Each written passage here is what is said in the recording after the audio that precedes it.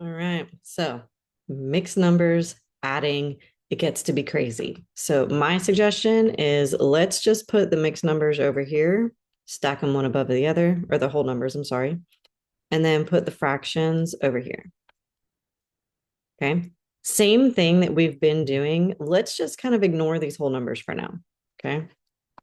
We're just going to look at 2/6 and 1/3 and figure out how to get common denominators. So I have 3 and 6. I can just multiply 3 times 2 and get me 6, right? And then whatever you do to the bottom, you have to do the top. So 1 times 2 is 2. Easy peasy, hopefully. Then I'm going to just move this over here so that I don't forget that I just have to line those up and add them, right?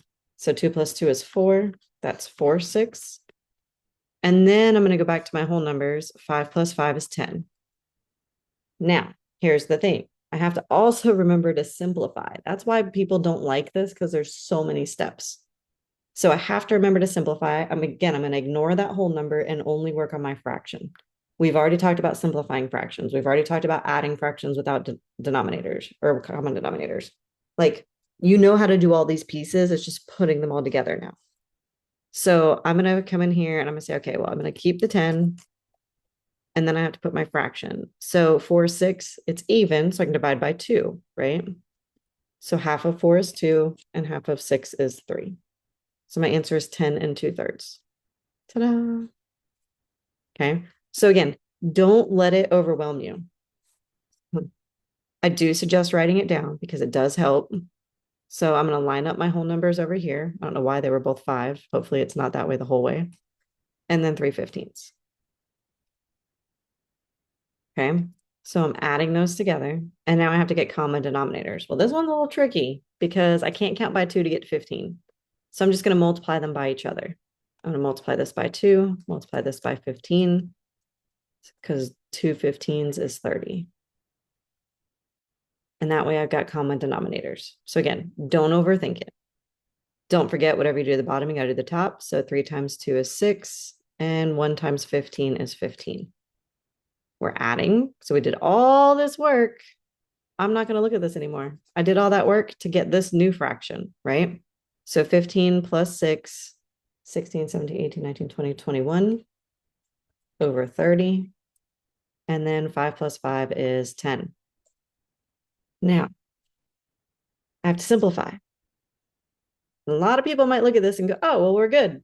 They're not both even. They don't both end in 5 or 0, but there's more. 21, that's like an alarm bell in my head. 7 times 2. Oh, no, you're right. It's it. We're done because I can't do that. For whatever reason in my head, I had 7 times 3. That's wrong. 7 times. No, it is 3. Ugh, my brain. See, I'm going with it with you through it here. 7 times 3 is 21. So that means I'm going to divide by 3, which gets me 7. And 30 divided by 3 is 10. See, I did have it right the first time. So hopefully that lets you see, guys, like, you're not the only ones. Fractions are a struggle all the time for majority of people. Okay. So just don't forget to simplify. That's the biggest lesson that I was trying to get to there. So let's do 6 and 1/2, 6 and 3/6. Okay. If you know your fractions really well, you know that that's 3/6 is a half. But let's say you don't know that. I'm going to get common denominators. So 2 times 3 gets me 6, right? Got that there. 1 times 3 is 3. Bring this over. And 3 plus 3 is 6. And 6 plus 6 equals 1, right? Oh, that's a lot of thinking. But actually, it's easy when it does that, because now I know that's 1. I'm just going to put that over here and add all those together. So 6 and 6 is 12, plus 1 is 13. So my answer is a whole 13. I didn't even have any fraction left. That one was a little tricky. Okay. We've got 6 and 1/5 and 3 and 17 25ths. So again, ignore the whole numbers. We're just going to get common denominators. So I know I can do 5 times 5 is 25. Whatever you do to the bottom, you got to do the top. So 1 times 5 is 5. I'm going to bring this over here and just add those together. We did all that hard work. We're going to keep the 25 at the bottom. 17, 18, 19, 20, 21, 22. Yeah. I can't simplify.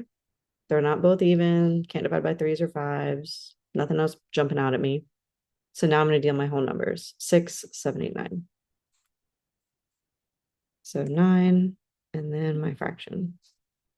So really, it's so complicated because there's so many steps. But if you break it down and make it simple, you can do this without a problem. I used to hate fractions all the way up into college. Okay, so first things first, I'm only going to look at my fraction and any common denominators. I can't count by 3 to get to 5, so I'm just going to multiply them by each other. So 3 times 5 is 15, 2 times 3 is 6, 3 times 5 is 15, 1 times 5 is 5, right? Don't overcomplicate that. Then I'm not going to look at this anymore. I'm going to add these together. So that's 11 fifteenths. I can't simplify it. 11's prime, and I can't put that evenly into 15. So now I go back to my whole numbers. 4, 5, 6, 7. Okay. It's just following the process. If anything, this is a very good thing about knowing how to do those, because that's a life skill. So hopefully this helps. If there's anything I can do, reach out. Other than that, 10 points, get more math. Have a good afternoon.